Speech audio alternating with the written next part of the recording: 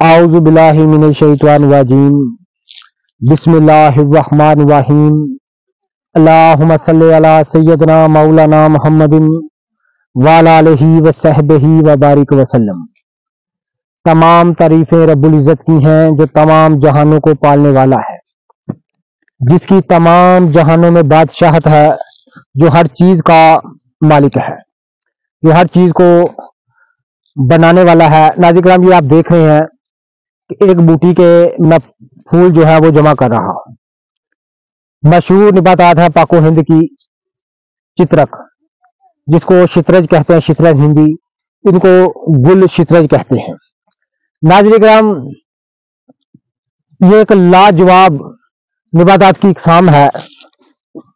یہ آپ دیکھ رہے ہیں کہ میں اس کے پھول جمع کر رہا ہوں۔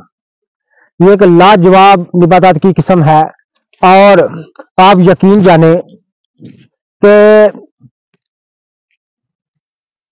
اس بوٹی کو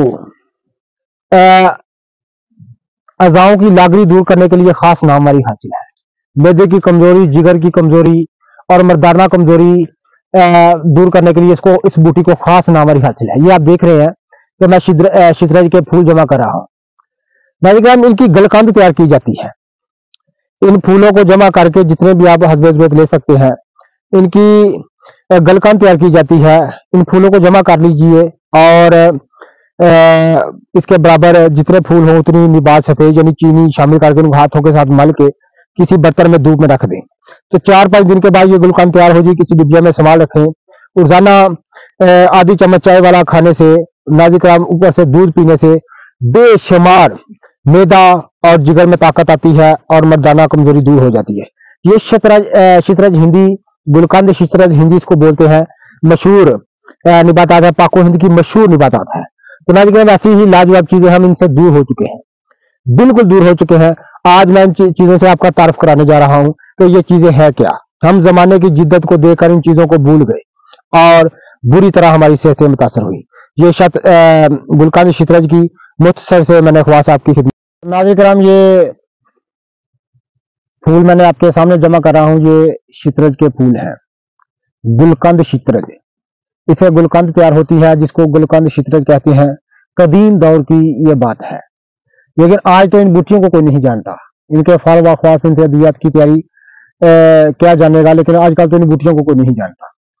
ناظرین کرام، یہ قدیم دور میں اس کی گلقند تیار ہوتی، معدے کی کمزوری کے لیے، ضعف جگر کے لیے، ضعف باں کے لیے، اور مادہ منویہ کی بہت ساری خرابیوں کے لیے۔ اس کے استعمال سے تمام مادہ منویہ کی نقص جو ہیں وہ دور ہو جاتے ہیں۔ یہ رب العزت کے زمین پر بکھرے ہوئے خزانے ہیں۔ یہ آپ دیکھ رہے ہیں، یہ نیل کنٹھ ہے، نیل بہاری ہے۔ یہ آپ نیل بہاری دیکھ رہے ہیں، اس کا پھول کی مشابت کیا ہے؟ یہ شترج کا پھول ہے۔ ناظرین کرام، یہ آپ دیکھ لیں، یہ افسنتین کے پھول ہیں۔ یہ آپ دیکھ رہے ہیں، یہ ان کے رنگ روپ، ان کی کھال ڈال بالکل ایک دوسرے سے مختلف ہے۔ جس طرح ان کے ایک دوسرے کے رنگ، کھال ڈال ان سے ایک دوسرے کے مختلف ہے، اسی طرح ان کے فال و خواص بھی ایک دوسرے سے بالکل مختلف ہے۔ ناظرین کرام، جب رب العزت نے ان چیزوں کو، تمام چیزوں کو پیدا فرمایا ہے، تمام مخلوقات کو پیدا فرمایا ہے، یہ لا تعداد نباتات کی اقسام، یہ چاند، یہ سورج کی روشنی، یہ زمین، یہ ہر چیز جو خلق فرمائی ہے وہ اس نے اپنی شان کے مطابق پیدا فرمائی ہے۔ جس طرح اس کی شان بلند ہے، اسی طرح ان کی تمام چیزوں کی اس نے پیدا فرمایا ہے، اسی شان کے تحت ان کو پیدا فرمایا ہے۔ لیکن ہمارے پاس علم نہیں ہے، ہم جانتے نہیں ہیں، پہچانتے نہیں یہ چیزیں ہیں کیا۔